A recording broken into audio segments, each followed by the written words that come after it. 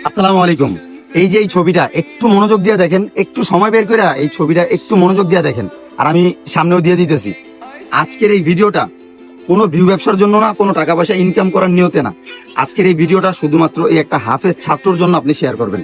আর আজকের এই ভিডিওটা এই যে কান্না করতেছে একটা মা, এই মায়ের জন্য শেয়ার করবেন।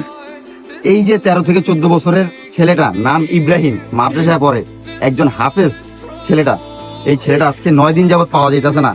একজন মা দেখতেছেন আজকে 9 দিন যাবত শুধুমাত্র কান্নাকাটি করতেছে। আমার কাছে একটা আশা ভরসা নিয়ে আসছে। ফিরিয়ে দেওয়ার মালিক হচ্ছে আল্লাহ, আমি হচ্ছে উসিলা।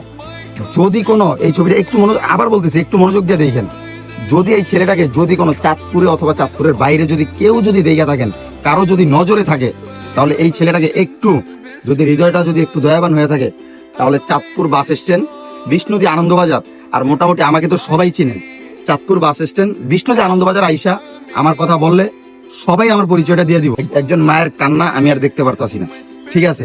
আর যদি চাঁদপুরের বাইরেও যদি যায় থাকে ছেলেটা, আপনারা যদি দেখা থাকেন, আপনার হাতের একটু সময়টা নষ্ট করে একটু আমার কাছে আইনা পৌঁছায় দিয়েন। যদি মানে আসা যাওয়ার যা খরচ আছে যত দূরে হোক, এটা আমি আমার পক্ষ থেকে আমি পুরস্কার সহতে খরচ সহতে আমি দিয়ে দিব। কিন্তু একটু দয়া করে এই ছবিটা একটু দেখেন। একজন হাফেজ ছোট বাচ্চাটা, ঠিক আছে, হয়তোবা কোনো বিপদ আপদও করে যেতে পারে, হয়তোবা কোনো একটা সমস্যা পড়তে পারে। আপনি একটু কষ্ট করে এই ভিডিওটা শেয়ার করে দিয়েন। আপনার আশেপাশের বন্ধু বান্ধবরাও যদি কেউ দেখা থাকে, তাহলে একটু সন্ধান দিলে মানে এই মাটার একটু উপকার হইব। একটা মায়ের উপকার করেন, আল্লাহ আপনার উপকার করব। যদি দেখা থাকেন তাহলে একটু স্ব ইচ্ছায় চাঁদপুর বাস স্ট্যান্ড, বিষ্ণুদী, আর আমার কাছে আইনা পৌঁছে দিন, আমি যথেষ্ট পরিমাণ পুরস্কার করবো। যদি না দেখে থাকেন অন্তত ভিডিওটা শেয়ার করে দিন। এই মায়ের কান্নাটা একটু থামায় দিন, বাকিটা হচ্ছে আল্লাহর উপর। আল্লাহ হাফিজ, আসসালাম।